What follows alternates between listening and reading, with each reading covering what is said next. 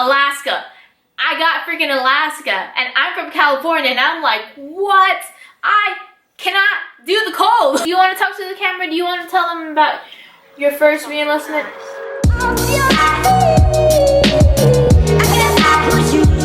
What is going on, Fish family? It is Erica Bernie finally coming back with a military video. I know I haven't done this in a while, but I know you guys like these military videos and information about it, so here it goes. The topic we're going to talk about today is your first duty station. A lot of people are wondering, do I get to choose my first duty station? Do I have any say in where I go? It comes down to the needs of the Army, so you don't really have a say.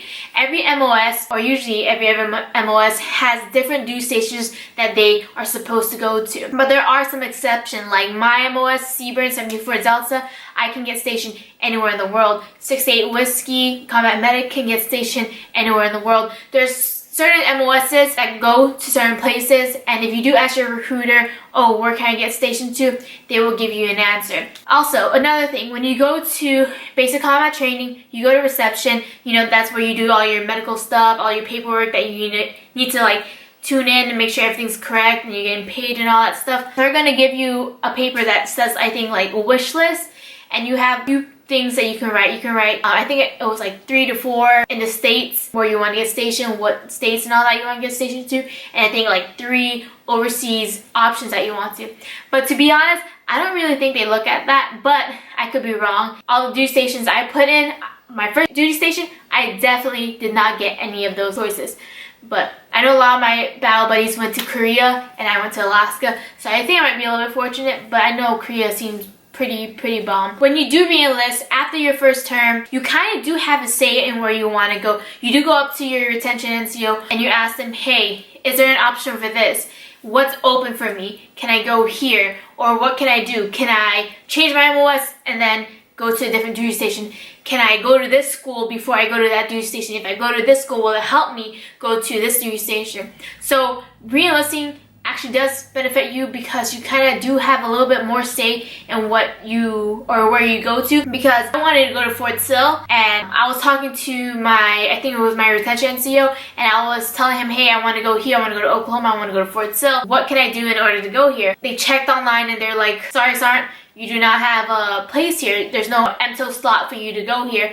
And I was like, okay, cool. Let me think about things and see where I want to do next, or where I want to go, or what other options, because I had other options that I could go to, but this was the place that I wanted to go to. So I gave it a few days, and then I called up my branch manager, and they were saying, yeah, you do not have a slot here. Let's see what we can do. They called me up about like 2 days afterwards, and they were like, hey, E5 slot just got open and I'm gonna slot you right in. Can you re-enlist right now? And I was like, too easy, because I already had my paperwork drawn out, but before I signed it, I wanted to make sure, you know, what duty station I was going to. So I was like, too easy, went to re-enlist and get all that good stuff, and then I got the duty station I wanted to. So it's kind of like a waiting game, because there's one day that everything can be open and the next day everything can be closed. So it's kind of like flipping a coin and seeing what you can get. And like I said, you can always reclass. So if you, there's certain duty stations that you can go to for certain MOSs. So if you want to go here, then maybe you can change your MOS to here in order to go to that duty station.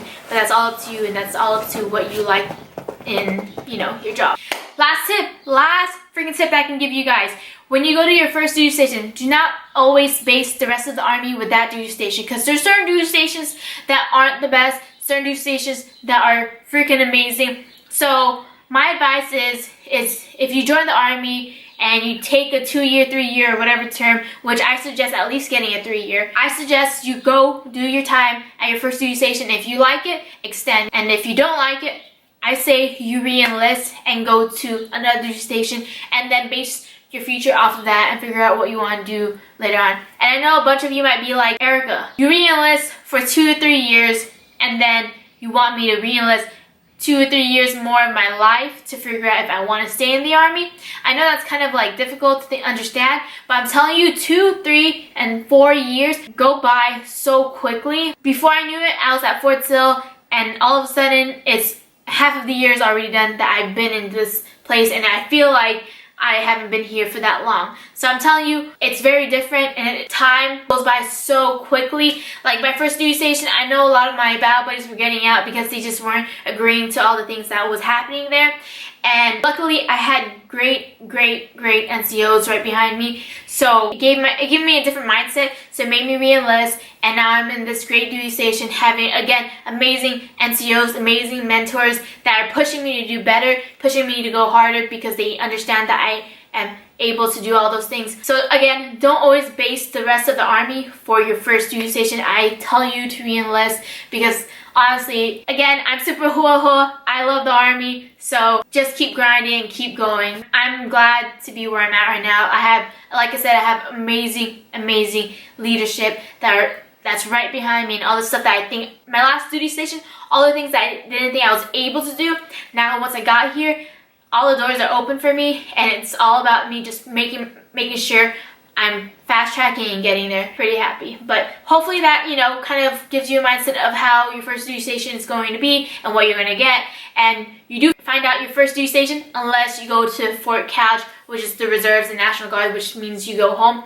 You do find out your duty station when you go to AIT. A few weeks into it, you'll go on your AKO, and then it'll be on like somewhere on assignments, and then it'll pop up there. So don't think that you're gonna find out your duty station in basic combat training unless, you know, it's MOS specific and they tell you already you're going here. But mainly you're gonna find out in AIT and show all your friends. I remember when I got Fort Wainwright. So here's a little story time. So I remember I was in AIT, and it was like the day, oh, everyone's getting their, you know, their jobs or figuring out which duty station going to. And I'm like, yay, you know, I hope I go to Fort Carson because Colorado is beautiful and I visited there. So I was like, I hope I get here, I hope I get here, I hope I get here. And everyone's just talking about different duty stations. And people are going, oh, I'm going to somewhere. And everyone's like, oh, that's Korea. Or I'm going to Fort Hood. Or I'm going here. And then we're just like, we kind of know where that is. So I go on, it's my turn, everyone's looking at my page, Fort Wainwright. And I'm like, what is Fort Wainwright? I have never heard Fort Wainwright. And I have a battle buddy go, oh, let me Google it. Alaska. I got freaking Alaska. And I'm from California. And I'm like, what? I cannot do the cold. Yeah, one battle buddy was like, oh, I'm so freaking jealous. It's so beautiful there. And then I have one of my NCOs for AIT was like, I just got out of there and I hated how cold it was. And I was like, great. Freaking great. Then went to Fort Wainwright and it was actually pretty awesome. I really did like Alaska, and never would have thought that I would have been in Alaska and would be living there for 3 years, and now I'm in Oklahoma. Hope you guys enjoyed this video. Please give it a thumbs up if you like it, and if you don't, please give me a thumbs down and tell me exactly why. I want some feedback. Please Snapchat me, please Instagram me. My name will be right here, big letters right here. And, you know, give me some questions, send me some messages saying what's up and all that stuff. And I do want to do a little shout out for Nicky MGTV, and I want to tell him thank you for giving me some advice about my videos and all that. And if you guys haven't followed him, right down, it's on the description down below, his channel, go subscribe to him. His channel is blowing up. I don't have as much subscribers as him, so this might not, like, you know, boost him up a little bit. Like, it might give him onesies and twosies, but I just want to shout him out and say thank you so much for it. Alright, you guys, I'm out. Time to change again and go to the gym because I ran in these clothes. I do not want to go to the gym in these clothes. Alright, you guys, stay strong. I don't know what a closer is. What is a freaking closer? Screw it. Someone give me advice on what my closer should be. Alright, deuces, gooses.